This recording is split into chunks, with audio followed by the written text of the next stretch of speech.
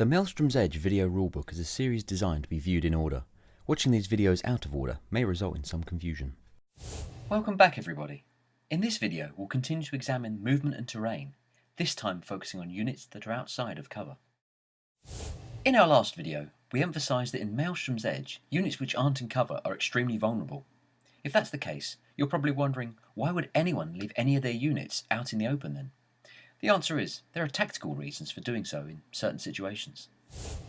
A model's movement characteristic rate assumes that whenever the model finishes its move, it will also be taking the time to hunker down behind the terrain and take cover from incoming enemy fire. Therefore, when a unit elects to finish its move outside of cover, they're able to move a little bit further. This is known as open ground bonus movement, and the unit gets an extra D3 inch for a single move, or 2 D3 inch for a double move. The great thing about open ground bonus movement is that you're free to roll it before moving the unit and can still decide whether or not you want the unit to move into cover. So if you're going to make a single move with these contractors, you'd roll a D3 and know ahead of time that you'll get an extra 2 inches if the unit finishes its move out of cover. That means either a 7-inch move into cover over here, or 9-inch out of cover over here. Or if the unit was making a double move, then you'd instead roll 2 D3 ahead of time, and know they'd have an extra 4 inches for finishing out of cover. That means they could either move 14 inches into cover here, or 18 inches outside of cover way back here.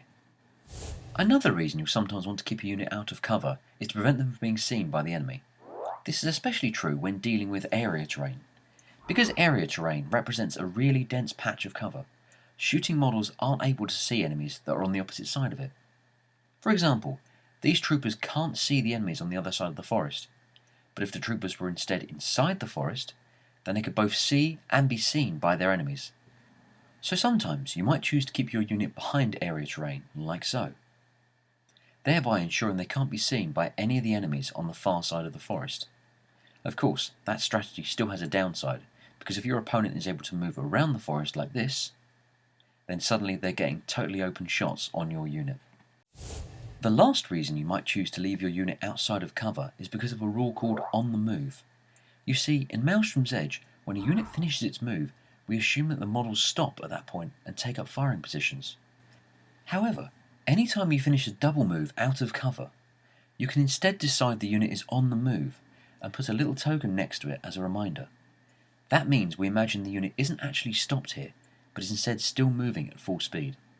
The benefits of doing this is that the unit is now harder to hit, almost as much as if they were in cover. The negative side is that the unit is unprepared to fire defensively, and therefore is much more vulnerable to being charged or attacked at close range. For example, say these contractors move up nice and close to shoot at the troopers. Now units normally get defensive fire against enemies shooting at them within 6 inches, but because the troopers are on the move, their defensive fire only hits on rolls of 6, meaning they'll be quite unlikely to cause any damage to the contractors. So deciding whether to make one of your units on the move is a very situational tool. It's great for when you're moving a unit around the back of your lines to get into a better position, but it can be quite dangerous to attempt anywhere near the enemy. Thanks for watching, and make sure to check out our next video where we'll finish up with movement and terrain, this time looking at dynamic moves.